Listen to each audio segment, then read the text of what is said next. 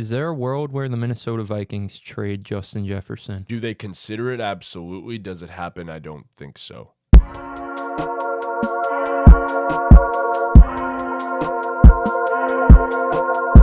Let's talk about the Vikings. Yes, let's talk about the Minnesota Vikings. The Kings. Falling all the way to 0-3. Yeah. And all three of their games have been one-score games, and I feel like I'm just repeating myself now. The same thing that happened last season. Same thing every week. It's just the luck has completely flipped. It's like you went 11-0 in one-score games last year, and now you're 0-3 in one-score games this year. So it just needs to be said. Rough start to the season for the Minnesota Vikings. Their defense isn't exactly good. Kirk Cousins is trying his damnedest to get this team to win. It's tough. It's not all his fault like that, but I think you trade him. I really do. I think the Jets should call them up and try to trade for Kirk Cousins. I feel like that's the best option for both teams. I just don't even know if the money works because you're paying Aaron Rodgers $35-40 million a year. You're paying Zach Wilson $10-11 million a year. So you already got $45 million locked up in quarterbacks, and then you can't add another 35. How much does Kirk make? 35-40. You can't have $80 million in quarterbacks. Kirk makes 40 something. And then, yeah, you just can't. It doesn't work. I don't know what they would have to do in terms of restructuring. I would love it. But it just doesn't seem realistic. I think they finish the season with Kirk Cousins probably. They throw so many times. They currently lead the NFL in neutral passing situations. In neutral game situations, they pass the most in the NFL, and I'm pretty sure it's well above 70%, which is ridiculous, by the way. I don't understand it.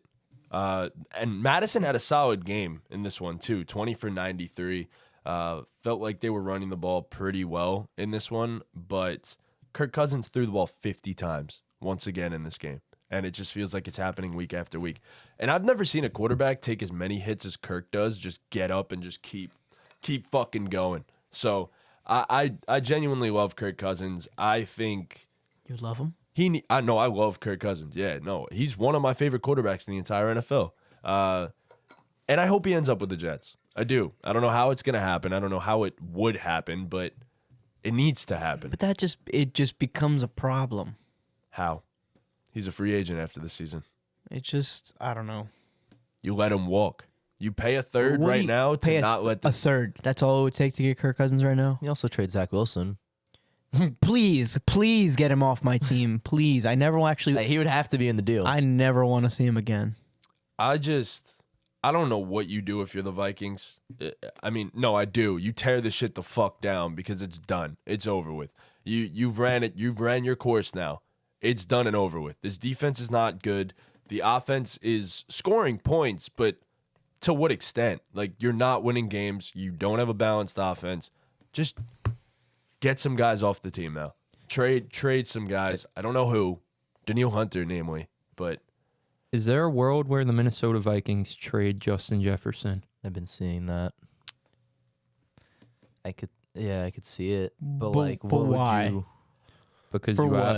Because you have to pay him, because your team is clearly not good enough and you're lacking in so many key positions. You could probably get a good haul for the best receiver, arguably of all time. Probably get a decent haul in picks back and really start this rebuild. Best receiver of all time is crazy. I don't believe that, but he's on that trajectory. Potentially. He's on that trajectory. I don't think it's so crazy to say that he's on the trajectory to do something like that. He's in an incredibly heavy passing offense. Let's relax. And he's taking full advantage of it. He's not the best receiver of all time. I'm not saying he's the best receiver of all time. I'm just saying numbers-wise, sure, I guess. But no, he's not better than a Jerry Rice. He's not better than a Randy Moss. He's played for what? This is his fourth season? Yeah. Okay. 4. He's the best obviously receiver. He's not better than Jerry Rice now. Jerry Rice played for 20 years, dog. I'm just saying. He's the best receiver we've seen through their first 4 seasons, and it's really not particularly close. It's not close. Odell Beckham Jr. has a say. Really wasn't the question, though. The question was, will the Vikings consider trading Justin Jefferson?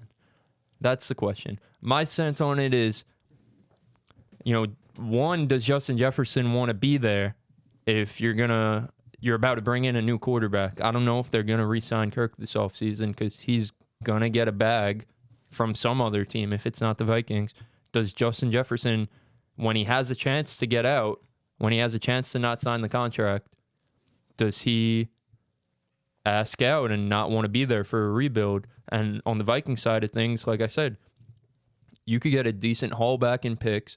Kirk Cousins' money is off the books after the season. You could start trading all the other older pieces like a Danielle Hunter and get as many picks as you can and really start the rebuild.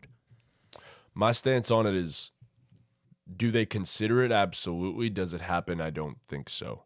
I think it, A, costs too much, and B, for your future quarterback, especially if you're getting rid of Kirk, to have Justin Jefferson and to have Jordan Addison, especially when you have a quarterback on a rookie deal.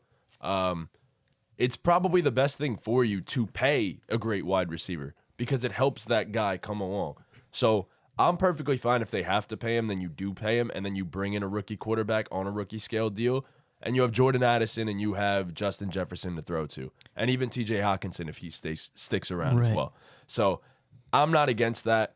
I understand why you'd want to trade him. It accelerates a rebuild, but Justin Jefferson is the type of guy that you're trying to get for a young stud quarterback. So I think keeping him around makes more sense for them. Right. I don't think they let both Kirk and Justin Jefferson go. I think you choose to pay Justin Jefferson, and you let Kirk walk and you draft a quarterback.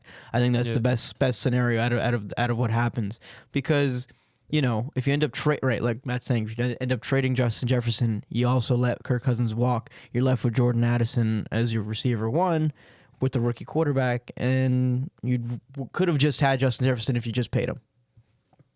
Exactly. My only thing is he might ask out, and that's where things start. That's a different story. Right, that's when things start to get tricky. And also, to the Jordan Addison point, I think having a young receiver like that, who you spent a good amount of draft capital to bring in, it makes it...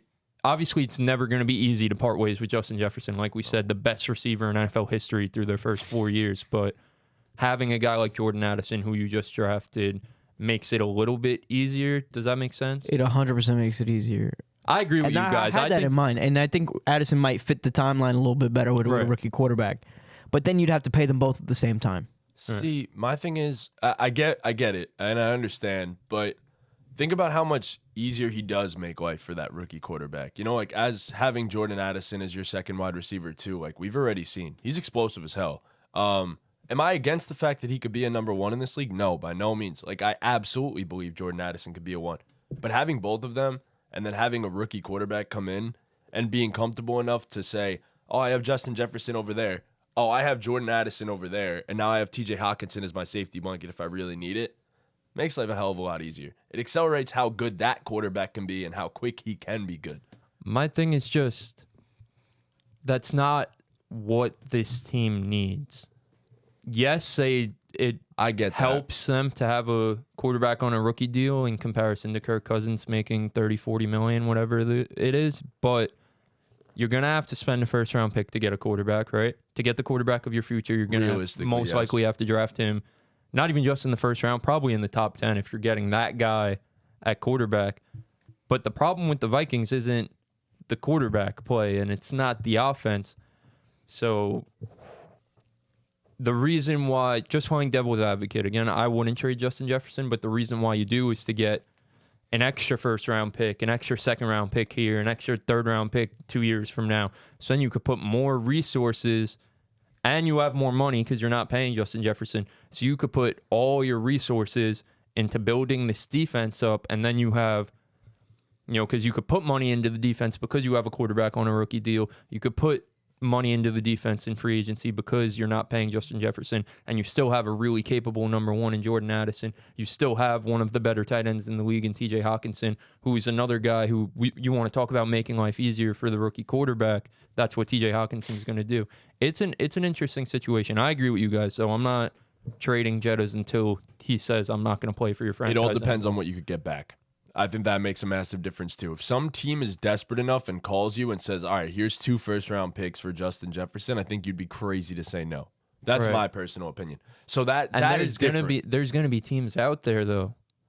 I wouldn't even rule out the fact that the Giants would be in on that. The Giants, the Patriots. I know the Patriots are against bringing in receivers, but I think it's clearly evident that they need a receiver, and they could be a damn good team if they have a receiver. Fulfilling the Randy Moss prophecy. Right. Yeah.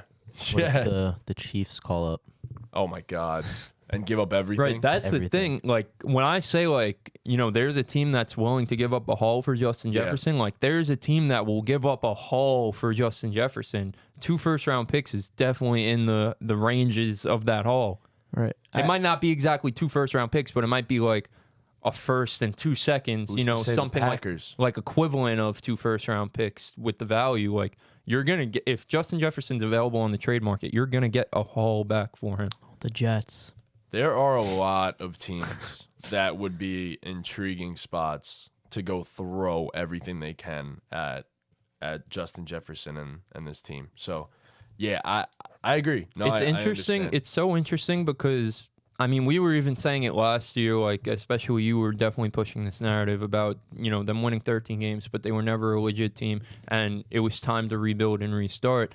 So it's just very interesting because the whole world knows that this team is going to go in the direction of a rebuild, whether it's, you know, this year since they're 0-3 right now, or next year or the year after, whenever they decide to fully go into the rebuild. It's going to happen. It's inevitable that this team is going to go into a rebuild. So, you know, I think as fans, as people who played Madden franchise growing up, it's always very interesting to see how teams start their rebuild and go into attacking that. So do you tear it all the way down? Right. Do you tank?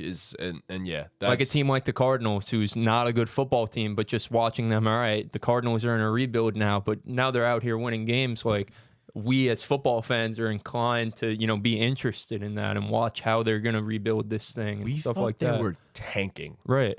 And then here they are, winning Literally games. last episode, I said, what if Kyler comes back? You guys were like, nah, they're not going to win games. Why would they do that? They won 1 game.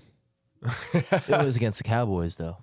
Okay, but we all just sat here and said that, you know, we're not going to take this game too serious. We all just said that. You throw it out. Cowboys side. You throw it out. I don't know, yeah. My point is just that's why the Vikings should blow it up is the title of the podcast. Just we as guys who, you know, even 2K2, like we were just talking about the Jazz, how interesting the Jazz were this past season to just keep up with. It's always interesting watching these teams, you know, really change direction and change the course of their franchise. And I think in the NFL, more recently than ever, teams are more comfortable doing that mid-season. Right. They're not going to wait till the offseason like years past, because the NFL movement during the season is very few and far between. You don't see stars get moved around mid-season too often. But in a case like the Vikings, let's say you're 1-7 and you get to the deadline, you know, you think about moving Kirk Cousins. Hopefully, I mean, if you're a team like the Jets, you do that, something like that a lot sooner, because by then it's probably too late. So who knows if the Vikings will go and make drastic changes this early in the season. I mean, you know, they sit at 0-4. You know, what chances do you even have of making the playoffs? Right. So, I mean, you look at a team like the Texans, who, you know, I'd like to say they were legit contenders when they had Deshaun, when they had J.J. Watt, when they had Clowney there, when they had who's the other dude off the edge? Whitney Merciless. When they had D-Hop, you know, all these guys, and then they just decided, you know, it was time to rebuild. Yes. They move on from all these guys, and it was bleak there for a couple years. But now you look at them, they got their guy, and, you know, the Texans are probably going to be one of the more fun young teams to watch throughout the course of this NFL season. So.